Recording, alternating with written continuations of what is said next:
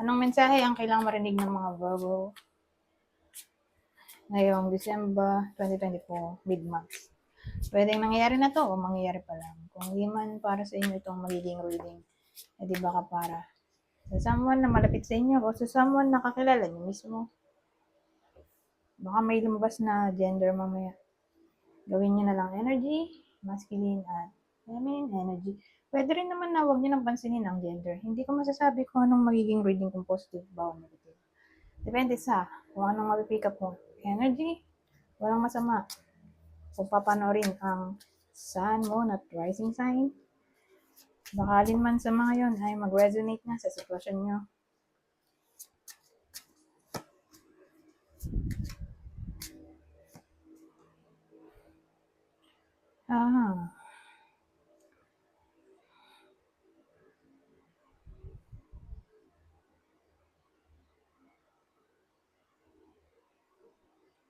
Ano to?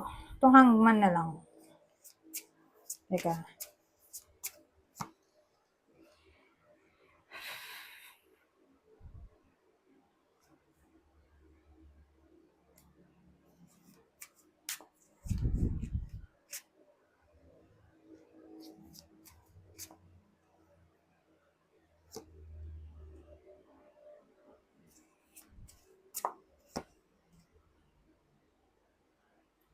Ano to?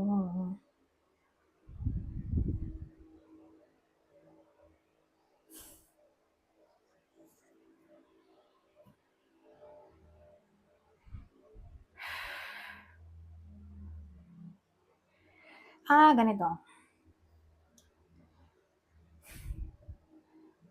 Kasi ang dating, kasi di ba December, mid-month, maraming celebration, Christmas party, specifically yung Christmas. Kumbaga, natatakot yung babae na hindi sila buo sa Pasko. Buo ang pamilya sa Pasko. Kasi pamilyado to. Pawala-wala kasi yung lalaki.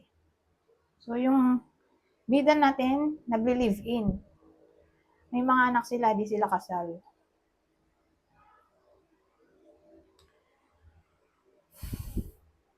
Natatakot yung babae na baka hindi sila buo sa Pasko. Pero,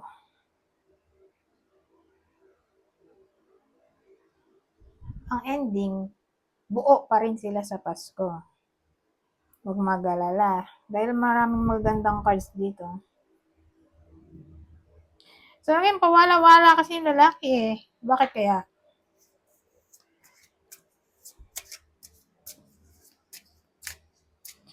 Yung King of Wands. Anong reason bakit siya pawala-wala?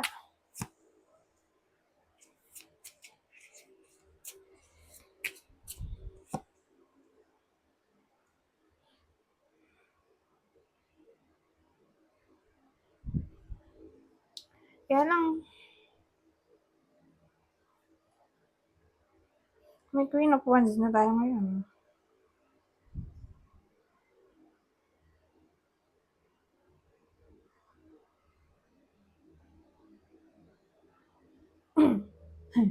Ano to? Bakit ganyan?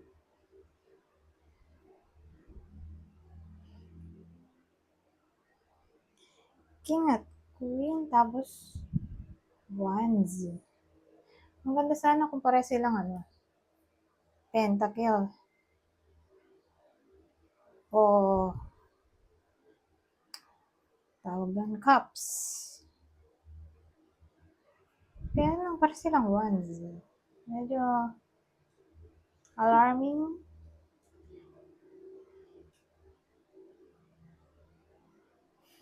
So iniisip ko, Ang third party situation ba to?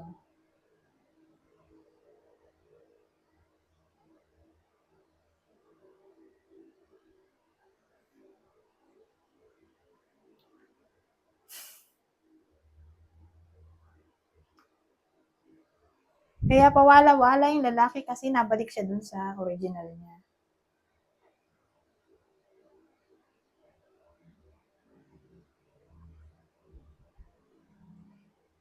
Ay, hindi pala niya original.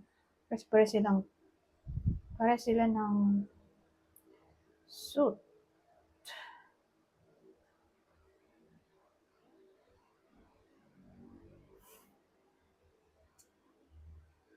Um,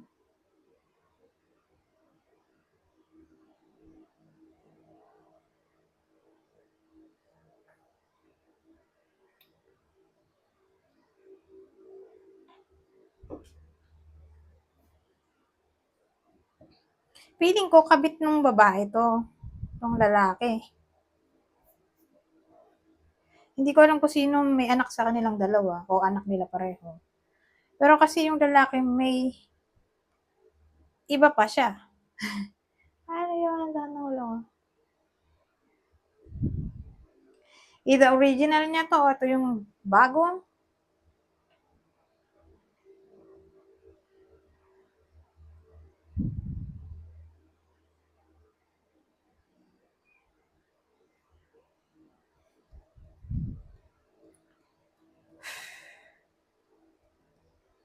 Pero tingin ko to bago.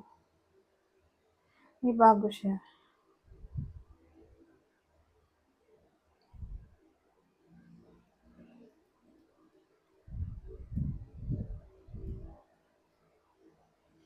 Mas loyal kasi siya dito eh. Sa bago. Ito talaga yung partner niya. Tumapare sila. King, Queen of Wands. Sila yung mas compatible. Kasi may case na ganun, di ba? Um, third party situation. Tapos yung third party ng babae, may bago siya. Ito. Mas gusto niya to. So, akin, hindi ko alam kung kaninong anak to. May pamilya dito eh. Kung anak ba tong babae dun sa original niya o anak niya dito sa lalaking to. Pero pamilyado. May pamilyado dito o anak to dito.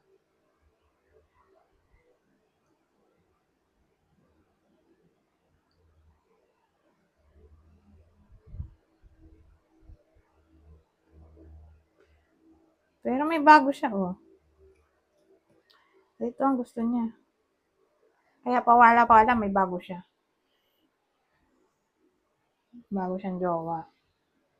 Hello, oh. Ito na ba ang karma ng babae?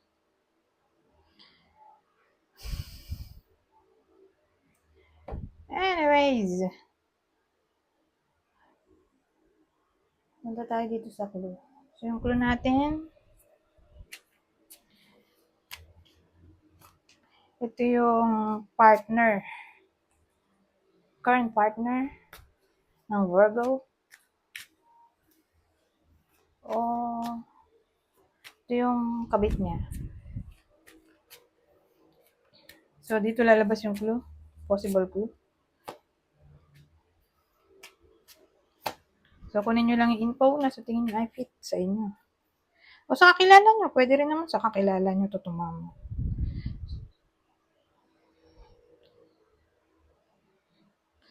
So, ito, Cancer, Scorpio. Kung kakilala, sabihin natin tumama to sa kakilala.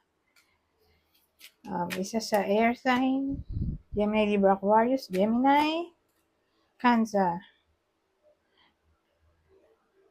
Cancer rin to.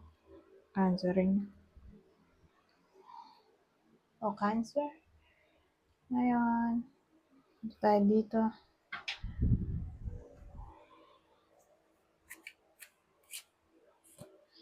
Pero buo naman sila sa ano eh. Pasko.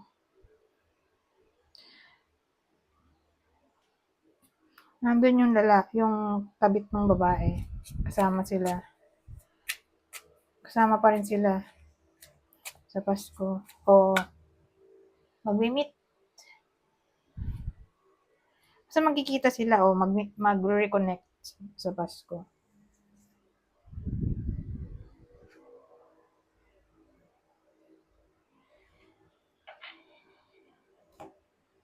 Ano to? Factory? Drug? Well, sa case na to maganda. Maganda in a way na may blessing na maaaring mangyari dyan sa workplace. Factory eh, di sa workplace. Siguro, dyan papasok yung new job, promotion, increased salary, bonus, 13th month pay, anything na pera. Okay? O good fortune. Basta sa career to.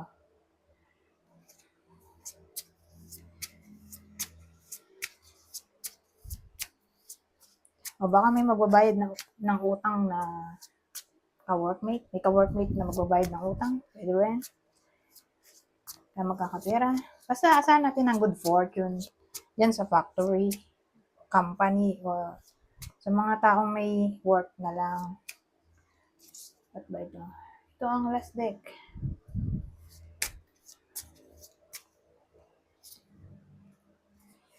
Protection.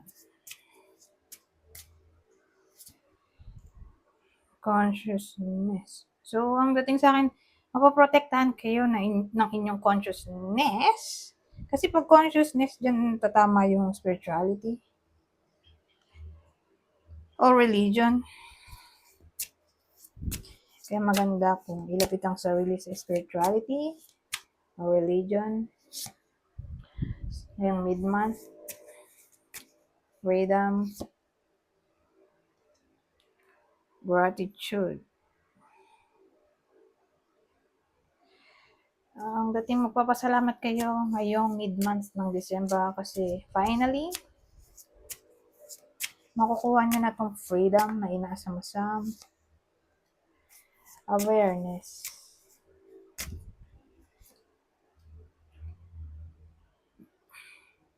So, kung mapansin nyo na marami kayong problema nowadays, part yan ng rebirth. Okay? Be aware na part yan ng rebirth.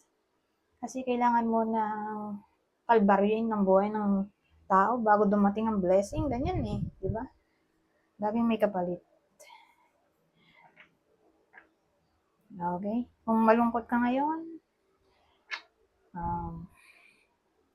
ngayong December 2024 mid-month, mapapalitan niya ng saya. Kaya may rebirth, change, transformation, transition. Okay, be aware na part yan ng process ng rebirth. Anyways, hanggang dito na lang. Goodbye for now.